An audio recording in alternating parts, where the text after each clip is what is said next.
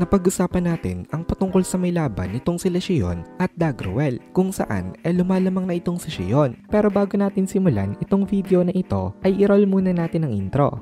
Hello everyone and welcome to my channel, ang inyong source ng Tagalog na Tansura Contents. Sa channel na ito ay pinag-uusapan natin ang mga nangyayari sa may Tansura universe. So without further ado, let's get into the video.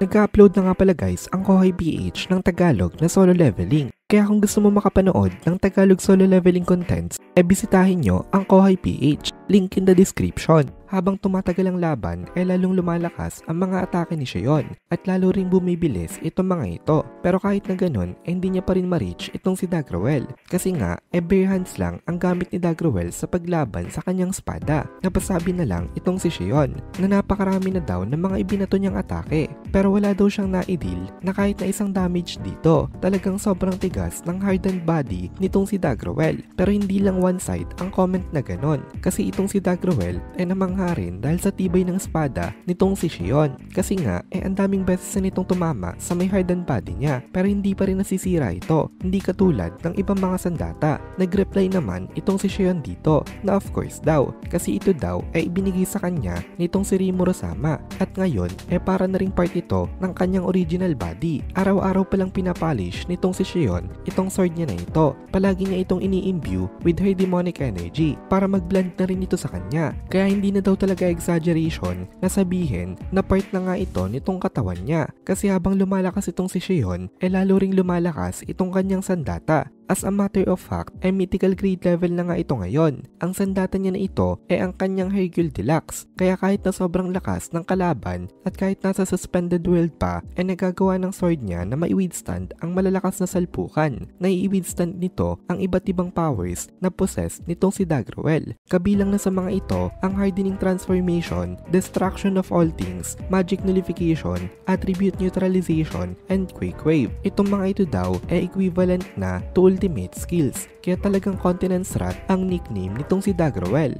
Under normal condition, wala talagang chance itong si Xion na makatapat nga dito. Tandaan natin, na God of Destruction ang tawag kay Dagruel dati, transcending both physics and magic. At since itong si Dagruel nga isang god, suicide ang close combat na laban. Pero sa experience kasi nitong si Xion, natutunan niya na kaya niya makuha ang epekto na gusto niya. Gamit ang kanyang unique skill, kaya niyang i-manipulate ang loss of cause and effect. Nagagawa nitong si Xion na patuloy na i-optimize itong kanyang body at constantly niyang na-i-optimize itong katawan niya na ito to the point na halos kasing level na siya ngayon nitong si Dagruel. Katulad ng pagkatuto nitong si Xion kung paano makagalaw sa may suspended world, parang dahan-dahan niya ring inaaral ang mga supernatural powers nitong si Dagruel. Inia-adapt niya itong mga powers na ito habang nakikipaglaban siya sa kanya. Hindi makapaniwala itong si Dagruel dito. Kaya sabi niya, sa tingin daw ba nitong si Xion, kaya na siyang tapatan nito gamit ang ganong klase ng power. Tapos nag-increase itong si Dagruel ng kanyang output. Pero to his surprise, hindi pa rin i-outclass itong si Xion.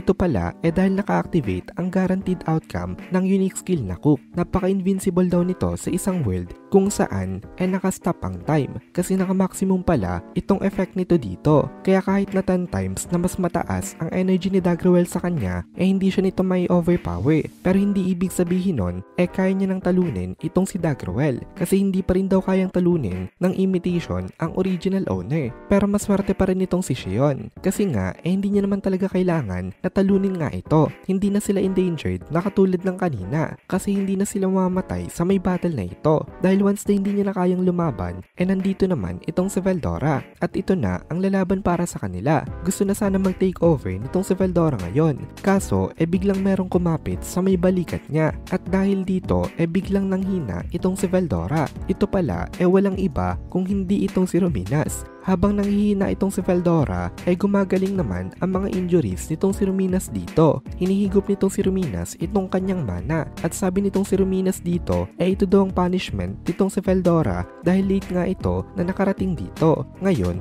fully nang naiintindihan nitong si Ruminas ang concept nitong stop time. Kaya nagagawa niya na rin na makagalaw fully. Kaya nagsalita itong si Ruminas na mag-stand back daw itong si Veldora at manood lang ito sa kanila. Tapos sumali na uli itong si Ruminas sa may nangyayaring battle. Pero hindi lang itong si Ruminas ang tapos ng mag-analyze kasi pati itong si Ultima ngayon gumagalaw na. Sabi nitong si Ultima, hindi daw siya pwedeng magpatalo kay Xion-san, kaya wag daw siyang kalimutan nitong mga naandito. Among the Demon Trio, kilala itong si Ultima bilang merong fastest growth rate, at ngayon nga meron na agad siyang perfect understanding of the information particles na nag-aalaw sa kanya ngayon na makagalaw sa may stop time of her own will. Although nauna itong si Xion na makagalaw dito, I think ay mas okay pa rin ang understanding nitong si Ultima kasi full understanding ang meron siya. Unlike kay Xion na dahil lang sa ability niya kaya nagawa niya makakilos. Pero dahil nakakakilos na nga ngayon itong mga nandito, wala nang dahilan itong si Dagruel para i-maintain pa ang stop time kasi pagtutulungan na talaga siya nitong tatlong ito.